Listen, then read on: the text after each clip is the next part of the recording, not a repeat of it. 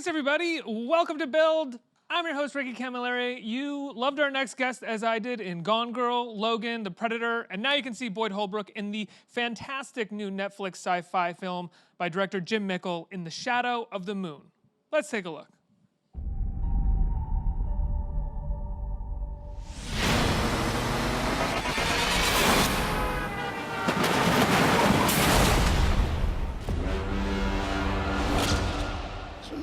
Boring shift, too much, Dad? It's like a puncture wound. Boys across town just got 2 more bodies. Said both had some kind of mark on their neck. We had 3 random victims with the times of death and minutes apart. Bodies are miles apart. How's that work? Suspect heading west across Liberty. Hello, Thomas. What did you say? Is this where it happens?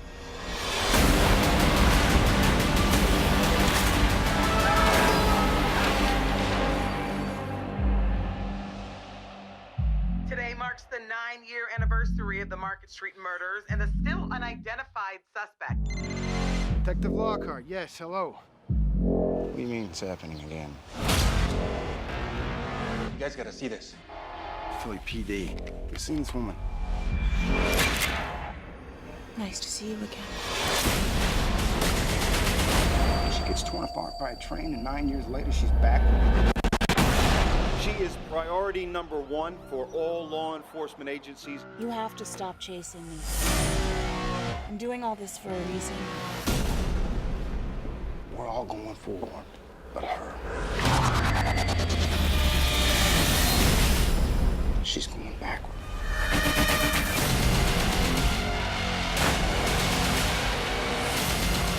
You have no idea what's coming.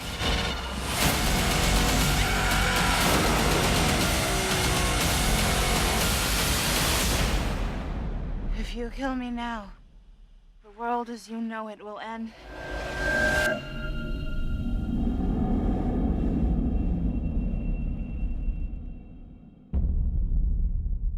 Everybody, please welcome Boyd Holbrook. Hello. Sir, thanks so much for being here. Thanks for having me again. This is like the 3rd time, right? I think so. I think it's the 3rd time I've talked to you. You're great to have on. You make great movies. Well, thank you very much. I think you've got great taste in projects. I think that's where that comes from. Let's talk about In the Shadow of the Moon. You know, I had heard about this movie, and for some reason it wasn't on my radar that Jim Mickle had directed it. And I'm a big Jim Mickle fan from Hap and Leonard and from Cold in July. Were you a fan? Is that what attracted you to the project? Yeah, what really got me into the project was in Cold in July, Sam Shepard was a huge mentor of mine. Obviously, Michael C. Hall would continue to be in this film.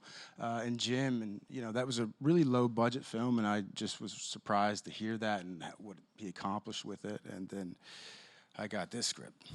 Yeah, he is a master of atmosphere. I don't know what the budget of this was, but in the 80s section of the movie, he's able to sort of mirror these sort of Ridley Scott 80s of like Black Rain and even a little bit of Blade Runner you sort of feel in there as well. Yeah, I think him and David Landsberg spent a lot of time on that. A lot of references from the 80s. I think all of Ridley's films. I forget who the DP of that was, but that was a big inspiration for them. Yeah. Talk a little bit about your character. Wow, this is, for me, probably, I guess the most technically difficult thing I've ever tried to do because of just tracking this character, developing him throughout these decades. He starts out as a very ambitious beat cop, and one night, as we just saw, his life gets turned upside down. It's hard to, this is one of those projects that is, or one of those movies that's sort of best experienced without knowing anything going in because of where it goes and the twists it takes.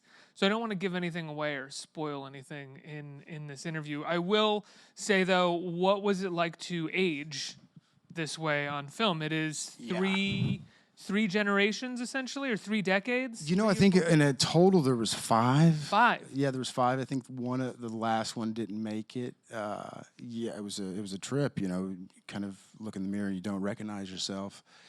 And I figured out if the acting thing doesn't work out, I'll make a great Santa Claus at the local mall this year. Did you enjoy playing an older character? Yeah, I did. I loved every sort of era to it.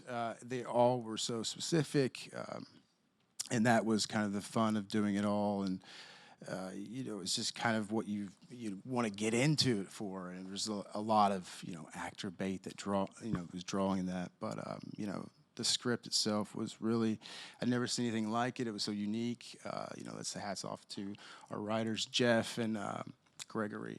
And just tracking this whole thing, I'd never put my toe into the sci-fi time traveling world, and was able to play all these characters through this incredible arc that he has. Were you nervous at all having to play a character that ages this much on screen? You do a fantastic job, but there's one of the things that a movie like this has to do is when you jump 10 years, you suddenly have to kind of alert the audience as to what has happened over the course of those 10 years.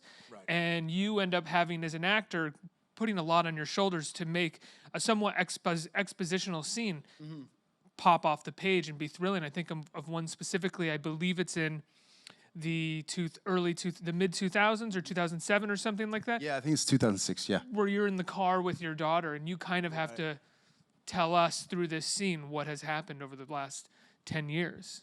Yeah, I mean, each one of these, I think Jim handles that so well. You're just... You do, too. Well, thank you.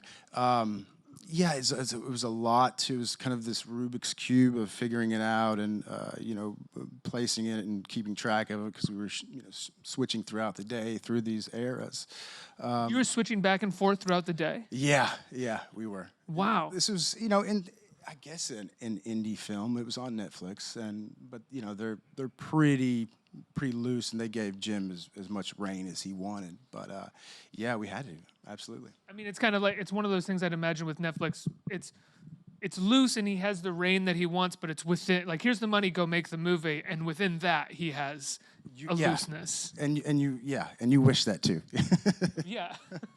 For it to happen, and he did, and we have an incredible cast. I don't know if you guys know about Cleopatra Coleman, obviously Michael C. Hall, Bakeem Woodbine's in this. Bakeem's great. Bakeem's hilarious in this, yeah. Yeah, that bald pattern in the 80s and him. That's his whole idea. Pretty phenomenal. Yeah, because I think him and Michael were going. There was just so many different ways to do this, the aging process, and we had an incredible group. It feels like it's a truly 90s wardrobe with the chain on the outside of the collared shirt. Yeah, I think Michael had this huge neck piece that he was wearing, and then as he aged, he took it off, so he kind of looked healthier, maybe stopped drinking or became vegan. Who knows? But it was just all these different elements that were playing into it. What is it like working with Michael C. Hall? He's definitely someone, I've always loved him in 6 Feet Under, but I do feel like he's become, as he's gotten older, an almost different kind of actor. It seems like he's really playing up scenes and enjoying them and embracing the idea of being a character actor in some ways. Yeah, I would say that too. And Michael is a chameleon of he's had an incredible career.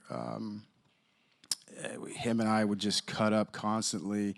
We have this kind of gypsy lifestyle. We're on the road all the time, and him and I would just like be on Truly and Zillow, like, wow, we could live in this house one day. We'll stay in one place for a little while. You and him? Yeah, but maybe down the road. Maybe down the road, yeah. I do that with male friends all the time. Let's just bail on life and get a cabin somewhere. Let's go. Move upstate, absolutely. Yeah, move upstate. That's where it always is. I have this town upstate. There's a thing that we could turn into a B&B. Yeah, some sort of commerce, right? Yeah.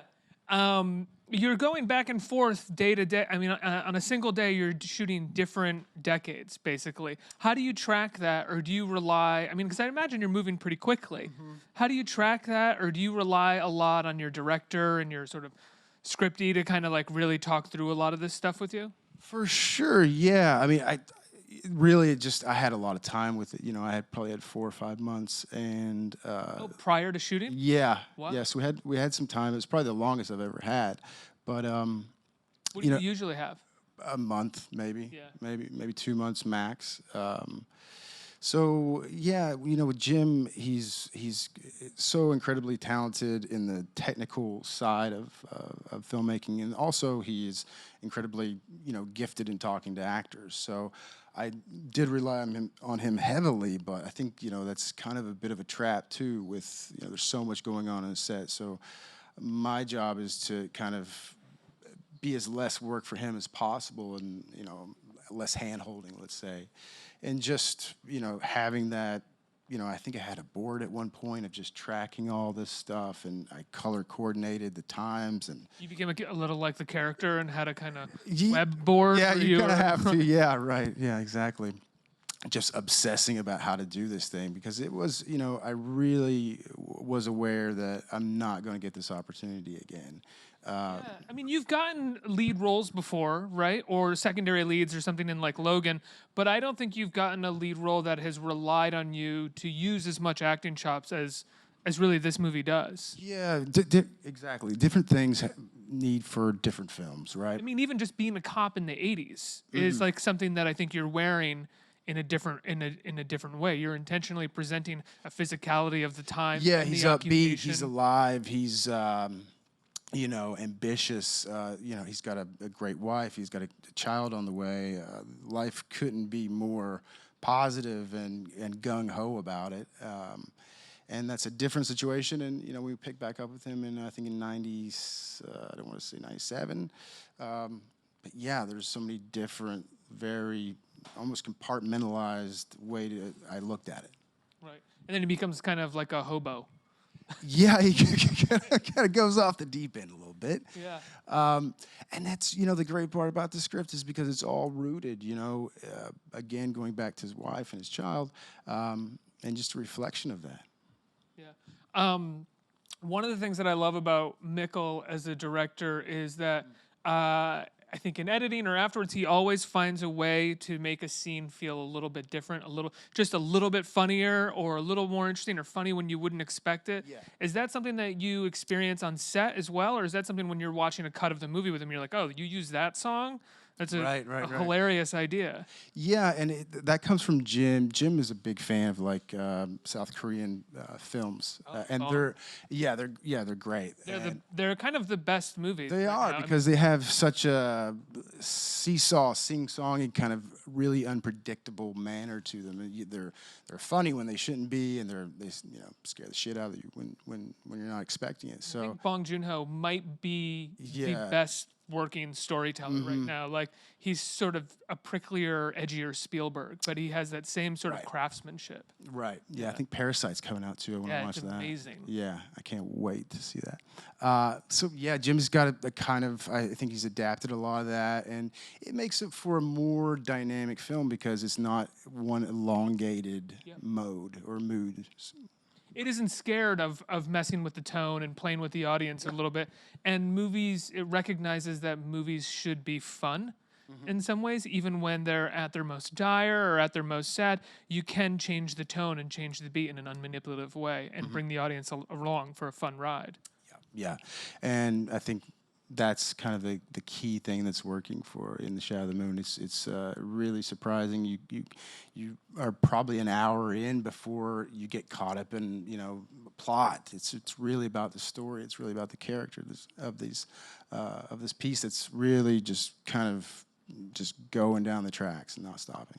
A few weeks ago, I went back and watched Gone Girl randomly, not necessarily to prepare for this interview, but I went back and watched it, and I was like, oh yeah, Boyd's in this. He's great. This is amazing. And now Fincher and people who've worked with him are always asked about how many takes he does, but in interviews, he says that he does a lot of takes, but that's mostly because he likes working with actors and he likes playing with them. It's never a sense of like torturing them to there's not an OCD sort of you're doing this wrong approach to David. A lot of the times you don't get a lot of rehearsal, so I think that kind of counts as rehearsal of doing all these takes. And sometimes actors come in a couple days before, and it's going down. Every project that I work on, sometimes like even table reads, for example, are just kind of people are busy. So I think that's how David can have control and really get what he wants, because once you're 20 takes in, there's nowhere else to go. You're in it. So Is he having? works. Is that his way of also having conversations about the scenes with the actors? Absolutely, Like, is he not necessarily in the trailer with you beforehand, going over the scene with you and talking about your take on it? He's waiting to see what you bring and then trying different things.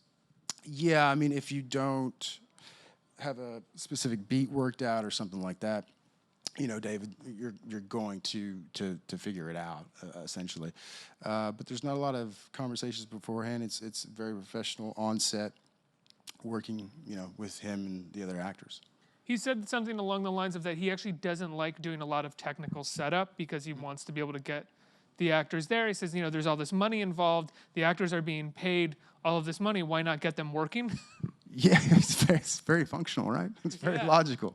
Yeah, in the same way, I mean, we had a fight scene in this film, and people, you know, ask about training and this and that, and it was just very dirty. I mean, the way a fight is, and I think David and Jim have a very similar approach to that, where, you know, we got the guys right here. It doesn't have to be this sort of, you know, fall off of stairs and then the actor pops up. Right. You know, just let's use them. What?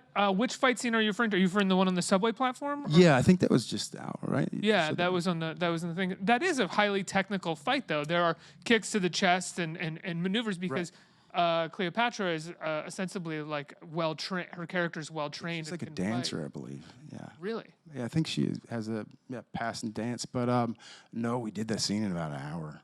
Really? Yeah. Working that out with stunt people too, or just? Pretty much, yeah.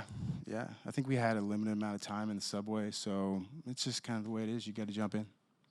Does that make you nervous when you're doing a fight scene in an hour? I mean, that someone's gonna get You know, I hit get by my an ass accident? kicked, so it didn't really matter, right? That's true. You're not really swinging that much in that fight.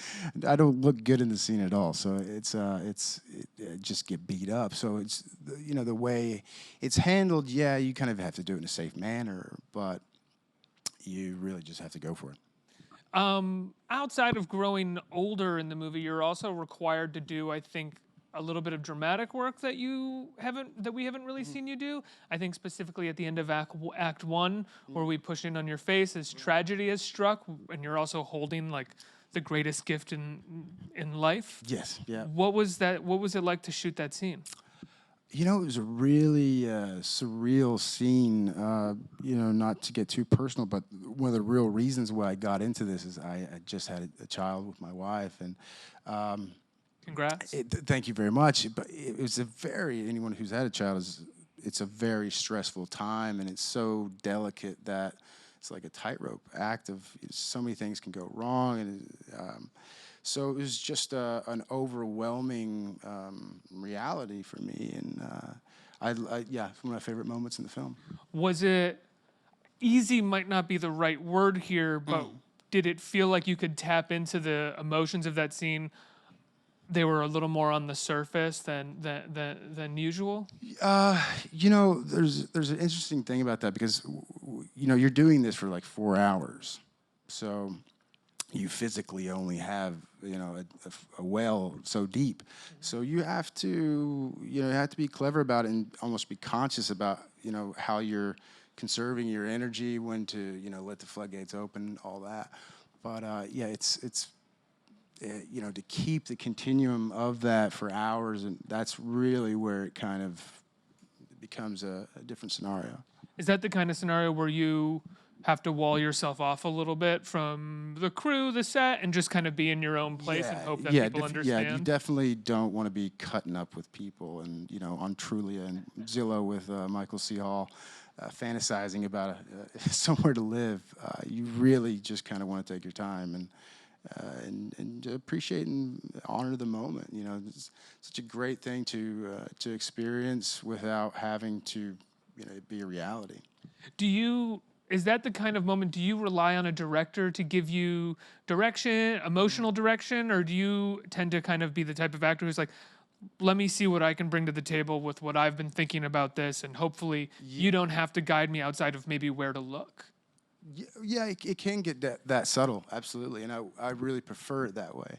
That means that I've done my preparation and my job, hopefully on the day, and then it can get down to a technicality of, you know, where your eye line is, for example, or you know, a little thing that Jim can come whisper in your ear. I think we had the baby on set, and so with the amount of time that I had and all the rehearsal and stuff like that, it was fairly easy to get there. But again, it was also the set that Jim made, the focus that he requires. All that stuff kind of goes into one bag. There was a period of time where it felt like you were being positioned or set up to be kind of like an action star. Which that's a weird thing, right? Yeah, I mean, you're quite good at it, with Logan and with The Predator, and I think with some like one of the Liam Neeson movies that you've done as well. What did that feel like for you? Because clearly you have greater interests and more interest in being a dramatic actor and working with, for lack of a better word, I don't want to say auteurist directors, but directors with a really strong point of view. Yeah, there's it's a wild business. I was just listening to the previous interviews. So much has changed in the industry, but yeah, I mean, I went to I like the more charactery stuff. I like playing something that's more foreign to me. So I, in that preparation, that's where all the fun happens. That's all the, so you become like a mini anthropologist about subjects. You have to learn an extreme amount of, information in a short period of time. So that's the attraction and the lure to me. And it just also, whether the character's from, a British character or from Brooklyn or from Australia, that for me is also, a place for the character to get in the pocket, to stay in character more. I think there's all these impediments that can happen rather than and playing the lead in an action film is great. Sometimes the leads are anchors, and the really interesting characters are surrounding that on the peripheral. So they're the gateway, right? They're not supposed to actually have that many impediments for the audience to sort of like believe that they're them in some capacity. Yeah, because the story's doing a lot of that, right? We're following the action in terms of your question, but I have a lot more fun playing these parts, and I think that's kind of my lane. Finding out, yeah. What do you have coming up next? That's Oh, geez.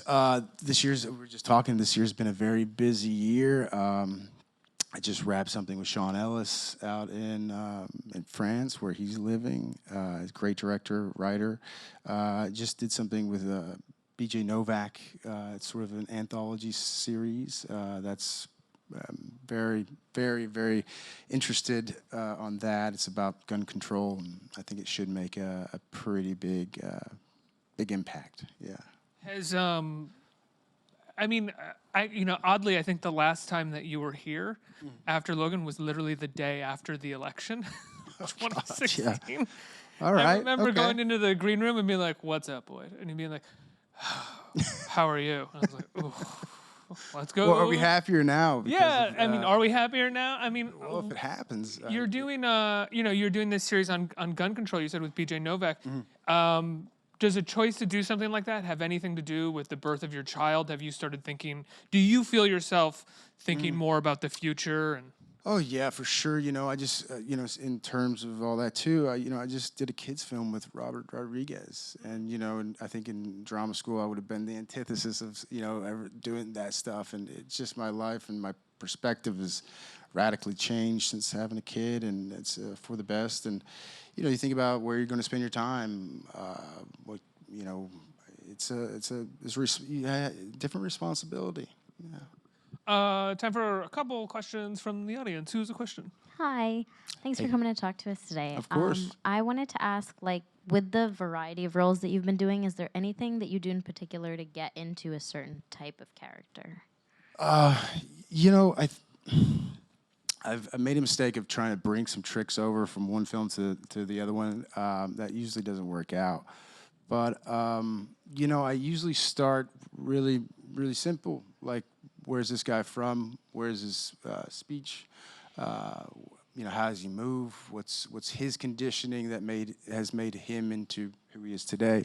So there's a lot of different routes, but, voice usually is kind of home base. And then, always do script analysis. I work with a great guy I worked in drama school with named Terry Knickerbocker, and a great voice coach, Jerry Gurnell.